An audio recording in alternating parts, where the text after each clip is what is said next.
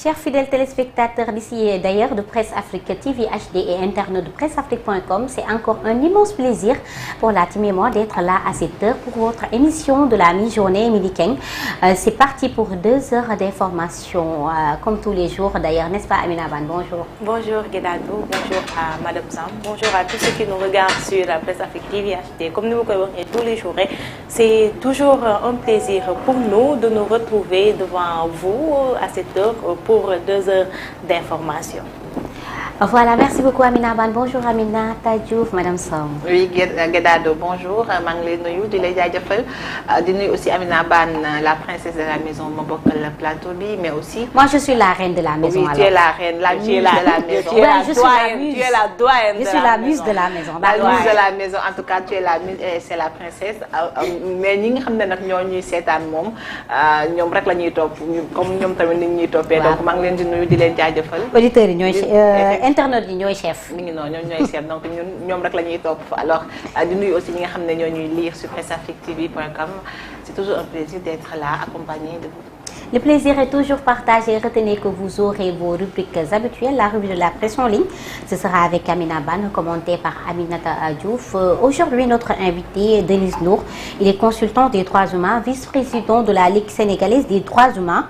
Il est également membre de Sursaut Citoyen. On va parler du Sénégal qui vit une crise politique alarmante depuis l'annonce du report de la présidentielle 2024. On va également parler de la volonté du président de la République de décrisper l'atmosphère très tendue ces jours-ci. Et pour terminer, on va parler de la libération massive des détenus, encore toujours des détenus dits politiques. Et on va parler également du décryptage de messages, on dirait de la sortie du ministre de la Justice, Aïssata Tall Sall. Tout ça sera au rendez-vous. Et pour terminer, comme tous les jours on le fait, la rubrique de la détente Bouzafi, ce sera toujours avec Mamdoya et Diaga. Mais avant cela, on commence avec la revue de la presse en ligne, toujours avec presseafrique.com. Guédado, à sa une, Presse Afrique s'intéresse à l'audition de Maître Ngagne Demba Touré. Grande mobilisation des greffiers devant le bureau du juge du deuxième cabinet. Comme annoncé, les greffiers se sont réunis en masse devant le bureau du juge du deuxième cabinet pour soutenir le camarade Ngagne Demba Touré qui doit être auditionné ce jeudi par le juge Mamadou Seck. Ngagne Demba vient d'arriver au bureau du juge à l'instant, a constaté un reporter de Presse Afrique sur place. Pour rappel, Maître Ngagne Demba Touré a été arrêté mercredi par la division des investigations criminelles dans le cadre de l'exécution d'un mandat d'arrêt international. Il a été transféré à la maison d'arrêt et de correction de Rebeuss à Dakar après son audition. Guédado yaakaar naa ni démb rek ñu ngi ko doon wax fii ci plateau bi mu nekk arrestation Mbappé te aux dernières nouvelles sax ñu ngi ne dañ ka mandat de dépôt kon mu mel ni audition bi mu doon amal ak le juge Mamadou Seck nga xam ne moom mooy juge deuxième cabinet bi mujjee na jeex ba ñu mandat de dépôt ko. suñu ndawal presse africaine ñu daal di teewaloon foofee nga xamante ni fa la mbaxane daal di doone benn. Alors Amina, ban gis-gis wala ban jàngat nga am ci lu ni mel. waaw effectivement comme ni ngeen ko rappelé rek suñuy ndaw ñi nga foofu sa tribunal alors ñi nga xamal que ni le magistrat dafa a requis quand même le mandat de dépôt mais jëlaguñu bi nga xam ne mooy décision bi parce que mbir mi jeexagul. Alors Ngagne Demba, faut le rappeler, il fait partie de l'ex Pastef ñi nga xam ne dañ ko dissoudre alors que moom dafa bañ ko fi convoqué à la DUC moom dafa doon décision daal di exilé au Mali. Et nous avons dans une situation de décrispation de l'espace public, il a décidé d'aller Nibissé Berkidem, je crois que c'était le lundi. Alors nous avons il a été accueilli à grande pompe. Tu l'as dit, il a demandé pardon à ñoñam di leen wax ne ñu jéggal ko ci dem gi mu dem ne il était obligé. Alors nous avons ki nga xam ne mooy le ministre de la Justice quand même daal def face à la presse mardi daal di ne que ni les mandats d'arrêt seront exécutés. Donc ci loolu la ñëpp jàpp ne kon du yàgg dara dinañ jàpp Ngagne Demba Maître Ngagne Demba Touré. Alors ñu gis mercredi comme ni ko nit ñi xalaatee woon dig daal dem këram daal di koy jàpp et ci loolu ñu daal di koy toppee ay accusations vraiment yu lourdes comme telles d'activités superfise, mais aussi manipulation, diffusion de fausses nouvelles, calomnie et dénigrement des institutions de la République, mais aussi dénigrement des autorités xam ne ñoom ñooy incarné yooyee institution mu mel ni kon accusation yi ñu koy teg ci ndoddam Guédado dis gu metti. Alors démb lañ ko waroon entendre par le juge du deuxième cabinet di Mamadou Seck, mais ñu gis ne ki nga xam ne mooy greffier bi nga xam ne en sa qualité d'officier public démb dafa ne moom du assister boobee audition, raison pour laquelle sax ñu reporté woon boobee audition ba tey jii ci suba. Alors juste rek dire que ni ay ñooñam ñi nga xam ne ñoo bokk ci amicale des greffiers du Sénégal ñoom ils ont sonné la mobilisation parce que démb lañ ko waxoon ne tey dinañ dem assister kooku nga xam ne mooy seen camarade et dinañ assiéger li nga xam ne mooy bureau bi et après décision bi nga xam ne ni juge bi dina ko jël ou bien magistrat bi dina ko jël ñoom dinañ def ay déclaration. Alors ci loolu sax ñu xamal que ni tey bu greffier daal di désister dañuy def dañuy tabb wala dañuy choisir benn greffier ad hoc. Et greffier ad hoc boobu Guédado c'est important pour ñu teg fa suñu loxo parce que il faut le rappeler li nga xam ne moom mooy règle bi nga xam ne noonu la tribunal composé wu muy procureur moo ko jiite moom nga xam ne nii moom mooy recevoir ay dénonciations complaintes entre autres, mais aussi am na magistrat du siège, mais aussi am na greffier. Alors tey su fekkee magistrat du siège comme Mamadou Seck bu jëlee décision pour que décision boobu daal di authentique wala ñu appliquer li nga xam ne mooy décision boobu, il faut que greffier bi daal di contresigner. Alors tant que greffier contresigné wul décision boobu mënuñu ko appliquer parce que contre-signature boobu greffier bi di def nekkul rek parce que dafa war a contresigner, mais dafay wane ni li nga xam ne mooy magistrat bi respecté na li nga xam ne moom la ko yoon may, respecté na li nga xam ne mooy lépp li nga xam ne yoon wax na ko ci situation bi nga xam ne nii moom lañ ko dénk pour mu àddu ci. Alors tey su fekkee ne la question que je me pose mooy su fekkee ne magistrat boobu moo nekkat greffier bi nga xam ne moom moo am qualité d'officier public mooy nekk sama bureau dafa désister neen moom du assister li nga xam ne moom mooy audition wu Maître Ngagne Demba Touré, donc damay daal di tabb beneen greffier bi nga xam ne nii moom mooy assister mbir moomu. Alors Guédado ki nga xam ne da nga koo tabb est-ce que mën na jël le contre-pied de ta décision? mënta nekk te bu fekkoon ne beneen greffier bi nga xam ne moo fa nekkoon su fekkoon ne ma ngi fa mën na ne non du ma contresigner parce que tegoo leen mbir mi ci yoon, mais ki nga xam ne yow yaa ko choisir soit un gendarme lay doon wala un policier yow nga teg ko fa pour mu nekk un greffier ad hoc, su fekkee ne da nga ko choisir parmi tant d'autres nekk toogal daal di assister, moom jàpp naa ne kooku du contredire benn yoon yow sa décision. Donc loolu xel da ci problème da daal waa xel day tey ci mbir mi. Est-ce que su boobaa les gens peuvent se demander la question est-ce que respecté nañ li nga xam ne yoon moom la wax ci kaawu Ngagne Demba Touré, parce que tamit kenn man duma la tabb ngay ñëw di ma contredire. Donc mi ngi noonu, donc day indi ab jiixi jaaxa si xelu nit ñi. Donc dire rek ne suñu ndaw ñu ngi foofu peut-être que ñoom dinañu confirmer wala infirmer li nga xam ne instant bi ñu ngi koy wax, à savoir que ni le juge a requis li nga xam ne mooy mandat de dépôt contre li nga xam ne mooy maître Ngagne Demba. am na solo bu baax a baax. Alors ban fara ñu daal di wéyal bu ñu ca jugee ñu daal di dem ci Seneweb.com. Accusé de traîner les pieds, Macky Sall va enfin parler. Accusé par 15 candidats à la présidentielle au Sénégal de mauvaise volonté, le président Macky Sall prendra la parole jeudi pour dire quels sont ses plans en vue de l'organisation d'un scrutin initialement prévu le 25 février et qu'il avait reporté. Le chef de l'État sera interrogé jeudi par 4 médias sénégalais, dont Seneweb. Le Sénégal traverse une crise politique inédite depuis son indépendance après la décision début février du président Sall et de l'Assemblée nationale de reporter l'élection présidentielle au 15 décembre 2024. La présidentielle initialement prévue le 25 février. Guédado yaakaar naa ni nouvelle bi ñëpp yëg nañ ko démb muy le président fera face à la presse. comme ni ma ko mën a tuddee tey bu 19h jotee ana nag yan kàddu moo fa nar a tukkee xanaa rek ñu toog xaar.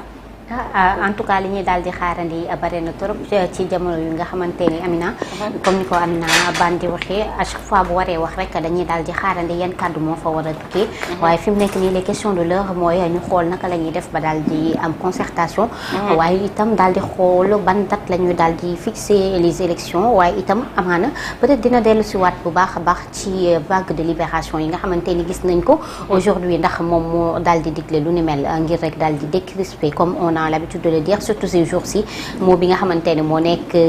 en vogue est-ce que aujourd'hui lu ni mel ci moom la jugee ay questions yu baxee daal fi mu nekk nii ñu ngi koy xaarandi waaye fi mu nekk nii dafa mel ne li gën a soxal askan wi mooy ñu daal di xool naka la ñuy def ba daal di def concertation wala sax nag ñu daal di xool naka la ñuy def ba daal di trouver une date bu nga xamante ni ce sera consensuel ci candidat yëpp ñu mën a daal di jëmal ci élection yi. D'accord, alors déjà dama lay répondre ci ndax moom moo digle bi les décisions de libérer un peu de libérer les détenus quand même mën naa la fi wax waaw parce que démb ci conseil des ministres quand même mi ngi demander à son ministre de la justice à savoir Maître Aïssata Tall Sall di ko wax ne ko il faut que mu appliquer les textes pour matérialiser li nga xam ne mooy la concertation mais aussi la stabilité la paix ici au Sénégal donc mën nañ jàpp ne le président de la République mi nga xam ne depuis un certain temps mi ngi wax ne dafa bëgg pacifier li nga xam ne mooy espace public bi comme moom moo joxe décision bi et que aussi tamit Aïssata Sall ba muy def conférence de presse elle l'a rappelé que ni non seulement dañoo bëgg a wàññi surpeuplement bi nga xam ne am na fee ca prison yi mais aussi daal di génne ñenn ñi nga xam ne jàpp nañ ne li ñu def. cas par cas man moo ma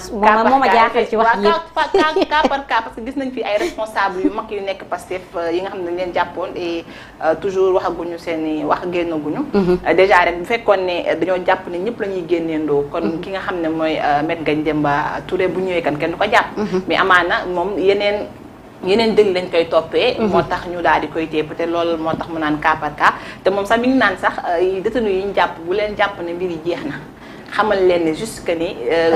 liberté provisoire ngeen nekk te yéen nga waxi indemnisation te indemnisation mënagul am tant que un juge d'un jugement jëlul décision définitive pour wax ne nag li ñu leen toppee defoo leen ko ci loolu ci boobaa ci lañ leen di indemniser alors revenir un peu ci Amina Bane avant ngay liir léegi sax may bu burux lu tuuti foofu bëggoon naa dafa interpeller parce que rare ngay gis détenu boo xam ne dañ kaa jàppoon mettre ko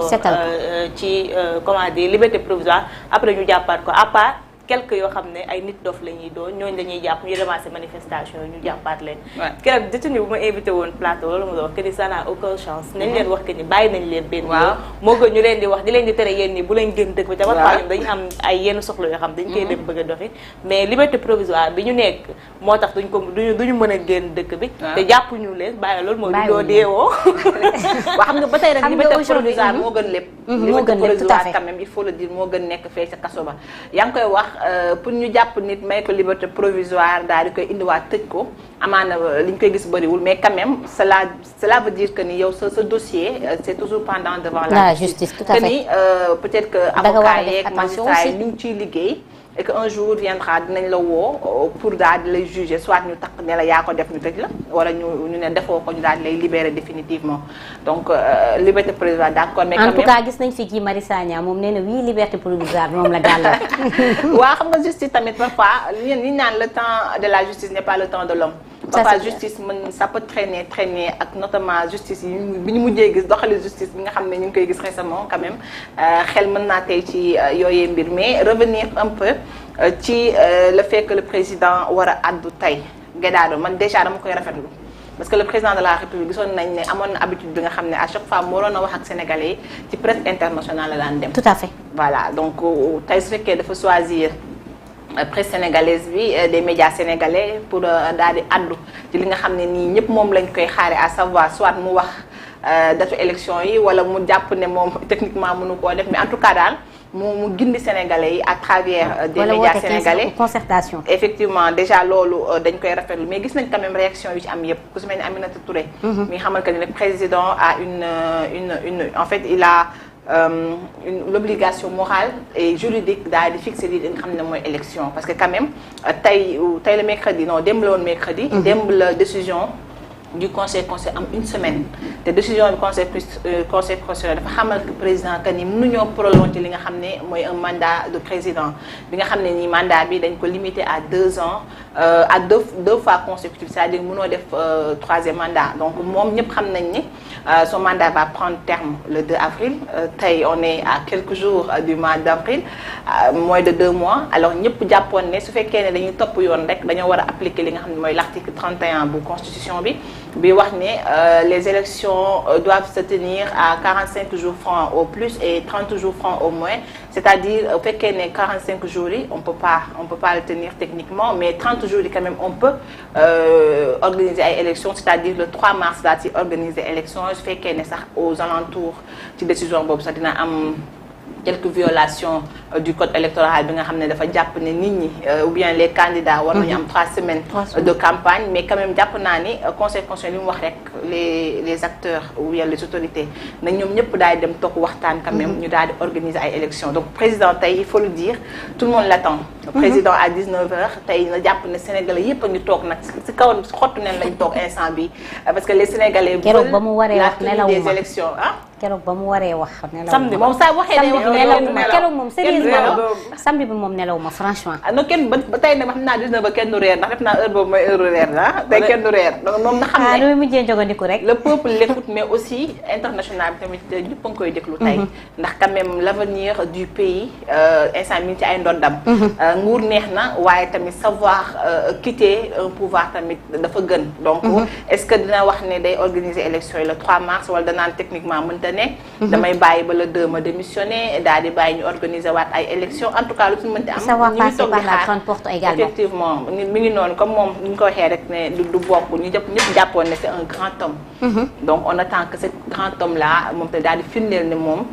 il ne s'agrippe pas sur le pouvoir et il sait tamit quitter le pouvoir yi nga xam ne nii nekk na mbir mi nga xam ne beaucoup de présidents africains xamuñu ko. am na solo bu baax a baax aujourd'hui les Africains sont omnibulés par le pouvoir ñu daal di xaarandi rek lan la njiitalum réew mi ci daal di wax comme ni ma leen ko waxee woon tout à l'heure suñu invité Denise Ndour la nekk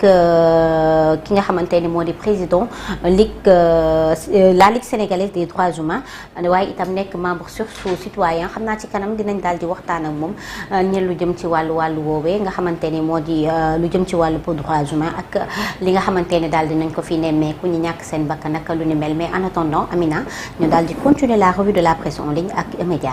Pro-Macky contre pro-Amadouba, un mouvement des femmes de l'APR parallèle créé. Le président de la République a renouvelé sa confiance à son premier ministre et candidat. Ce dernier lui a bien rendu en soutenant le report et réaffirmant sa loyauté. Mais dans les rangs de l'APR, les faits et gestes ne vont pas dans le même sens. Les femmes ont lancé les hostilités en créant des pro-Macky et des pro-Amadou et ça vole très bas dans le groupe WhatsApp officiel du mouvement national des femmes de l'APR. Tout est parti de publications de vidéos du président de la République dans la plateforme, ce que Ndeye Saly Diop n'a pas digéré. Elle s'est mise alors à effacer tout, alors que lorsqu'il s'agit de Amadouba, elle laisse passer, soupir des femmes apéristes. C'est ainsi que plusieurs d'entre elles ont décidé de bouder et de créer un mouvement parallèle dénommé Mouvement national des femmes de l'APR Macky dans nos veines. Le front est mené par Sira Ndiaye, Thérèse Faye, Néné Fatoumata Tall, Awa Gueye, Marie-Thérèse Aïda Seck, Aïda Sougou, Djé Mbacké, Aïssatou Ndiafat, Djégui Diop, Mam Mariam Thiam, Babou Aminata Gueye, Fatou Diouf, Aminata Diawo, Yetta Sow, Seynabou Ndiéguène, Seynabou Gaye Touré réclame la tête de Ndeye Saly Diop, confie un autre source fière de se présenter comme Macky anti-Amadou Guédaro. déglu nga jot nga si audio yi wala jotagoo la wàll mairie das nañ de en tout cas la kii nee na Ndeye Saly Diop nee na kii nee na Fatoumata Tall fu ma la jàpp di sa périg dina la réer. Mais ñaari gabar yi bokkul de. nee na Fatoumata Tall déjà elle est jeune. ba pare macha allah macha allah macha allah elle est macha allah de donc maire la am na yu wàññeeku ci moom. attention te waa golf yëpp jóg nañ taxaw xam nga moom mooy. maire golf bi waa golf yëpp jóg nañ taxaw nag ne Ndeye Saly Diop nag yow yaa ngi soog a am. waaw léegi même bu golf bu ci duggulee yow ki la tiim ki nga xam ne yow moom moo la ci mënoo xëcc bërigam. man waxuma sax loolu lépp bu ñu mënu xëcc périg ñu gàlloo tànk yi ñun daamay noonu nañuy xeexee man li may wax mooy aujourd'hui le président am na lu ko doy. tey entre fixer date élection yeeg yeneen yooyu est-ce que aujourd'hui waruñoo faire taire leur querelle intestinale yi nga xamante ni ñu ngi koy daal di dund au sein du parti ci jamono ju nga xamante ni à chaque fois le président dafay renouveler li nga xamante ni moo di confiance am à Amadou Ba. est-ce que duñ ko jàppale tamit wax ne le pouvoir rend fou le pouvoir rend absolument fou. et le fou ne rend pas le pouvoir. waaw mais quand même li ñuy wax aussi di wax ne sabar buy tas ku nekk day coxoo day am. tey maa ngi déglu ki nga xam ne mooy ministre de la microfinance di Victorine Ndeye ci à une radio de la place. quand même nanguwul confirmer li nga xam ne moom la daam yi seen queue de poisson bi nga xam ne ñu ngi koy amal fee ca WhatsApp ba nanguwu ko quand même mais il faut le dire ñoom ñoo ne président bàyyi nañ la nga choisir. donc jàpp naa ne bu fekkee ne dañ ko bàyyi mu choisir ki nga xam ne moom la choisir ñoom waroon nañ ñoom ñëpp bootu ci ginnaaw mais gis nañ fi tey Thérèse Faye Diouf du ñu jaaxal ndax gis nañ ko mu génn dans une télé de la place di xamal que ni moom Amadou Ba sax dafa war a démissionner parce que comme moom dañ koy jiiñ corruption donc dafa war a démissionner donc jàpp nañ ne àndul ak moom gis nañ fi ñeneen ak ñeneen génn di xamal que ne président soit bi mu def ñoom ànduñu ci alors tey su fekkee ne dañoo dégg ne seen groupe WhatsApp ba ma ngay tasaaroo du ñu bett parce que ñu ngi koy wane ci médias yi ñu ngi koy wane à chaque fois ñoom ñuy def déclaration donc tey su fekkee ne groupe WhatsApp nga xam ne dafa nekk mbir moo xam ne day boole nit ñi dañ ciy partagante seen i idée ndegam parti baay tas kan groupe ba quand même. mais Kouramaki xanaa bokku ci groupe bi. non Kouramaki ak Fouta Tampi. yow yi ngay wax nii yow. Amina bàyyi ngir yàlla bàyyi yaabooy sew yi ngay jaxase ba arrête. parce que ñooñu ñoo dugg ci game bi rek mu jaxase. mais ñooñu ay pollueurs lañ ñoo dañ leen fi indi pour ñuy polluer assemblée ak système bi mais ñii nii quand même ce sont des ministres ce sont des responsables yoo xam ne ñoom ñoo bokk ci groupe bi alors tey su fekkee ne ñoom les hauts responsables jiwoowuñu seen biir sànqatuma la ak les mini responsables. mais nag ça se voit si ça se voit même à travers leurs paroles et tout. da ngay gis ne Thérèse Faye neexul ak Zahra Iyane Thiam. waaw parce que moom nee na Zahra Amadou Ba la àndal te même bu Amadou Ba jëloon gouvernement bi Zahra tànkam du jàll pale moom moo ko wax alors du coup ñoom seen biir juboowuñu donc même ñi ñu àndal ñoom juboowuñ donc cela veut dire que ñoom les petits militants là duñ mën a juboo te jigéen moom xam jigéen daa bëri coow jigéen lu mu bokk. loolu moo tax nag en fait mënuñu nekk président de la république parce que genre yi moo tax. tey jii bu kenn jugoon foofu ne day déposer candidature am du am kenn ku ko jàppale. en tout cas daal li ma jàpp mooy war nañoo xool naka la ñuy def pour faire taire leur querelle au sein du parti. xool naka la ñuy daal di ñu organiser élection mu looluy dëgg bu organiser élection nag bu dee keneen a gagné ñoom ñëpp ñu dem toog bu dee ñoom ñoo gagné ñu xoolaat ñoom ñuy defaree seen ndëpp biir nekk ñu di jëndi problème bi. ndax mais avant yow da ngay dem combat par exemple yow da ngay bëri ji ñi ànd ci mbër mi ñi ànd ci loolu rek échec la. loolu rek échec la balaa ñuy dem comme que ñu ngi wut ni dañu war a def date ñu xool naka la ñuy def ba jiboog seen bër daal di koy ngémb jàppale ko mu dem yàgg na ci keroog ba président Macky Sall ne du déclarer candidature du briguer un troisième mandat ñuy bërëngu ci seen di doon jooy léegi du neex en tout cas jigéen daal jàppale na lu mu dugg mu ëpp léegi loolu moo tax en fait ñun mënuñu am président tout jigéen parce que jigéen sa morom jigéen tey gënaado bu taxawoon fii ne laaj visile bâtiment bi sax du mën a jàpp mu ngi noonu c'est ça le problème des Sénégalais boo seetaanee càmba pour la plupart loolu la ñu wax jigéen du jàppale moroomu jigéenam jalousie daf ci xaw a daal di am alors ñu daal di wëyal Gënaado dañuy dem Win Sport ak Afrobasket 2025 tuuti bi aussi yaakaar naa ni ku nekk gis na ko Nigéria malgré titre bu am ci basket bi. nee nañ en raison comment dire doo manque de fonds tax na ni duñu bokk ci duñu dem qualification Afrobasket bi nga xam ne moo war a am en 2025 Afrique ba tey ñun ko ñoo ngi pauvre ba tey parce que. góoru Nigéria yi nu ñu position bu ñu am ci basket bi ak yëpp mais manque de fonds tax na amuñu assez de ressources yu leen mën a yóbbu Afro basket yàlla buum ñu daal pauvreté àgg na foofu kon yàlla baax na dundaguñu loolu de en tout cas ñu ngi resté en rate waaye dundaguñu loolu juste ajouter Gënaado xam naa sport bi ngeen ma koy jéggal mais juste rek confirmer ñu doon wax depuis tout à l'heure que Maître Ngagne Demba Touré quand même envoyé nañ ko en prison. Alors si tu me le permets ma ñëw tuuti rek ci li nga xam ne moom la Maître Khoureychi Ba di un de ses avocats daal di wax sunu naataango bi nga xam ne joindre na ko au téléphone mi ngi koy xamal que ni le juge n'est pas compétent parce que dañoo nekk ci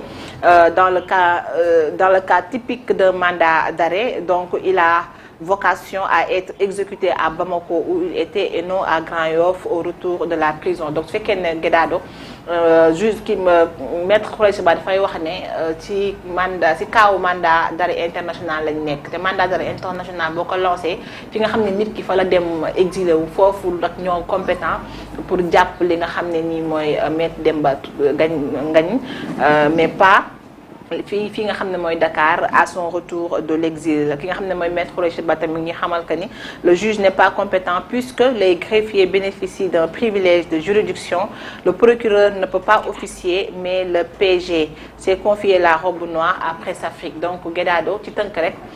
Maître Ngagne Demba Touré tey dina nekk guddeem gu njëkk fee ca prison ba mais quand même ses avocats ñi contesté la qualité à agir bu juge bi parce que jàpp nañ ne du juge su sénégalais moo waroon a jël décision mais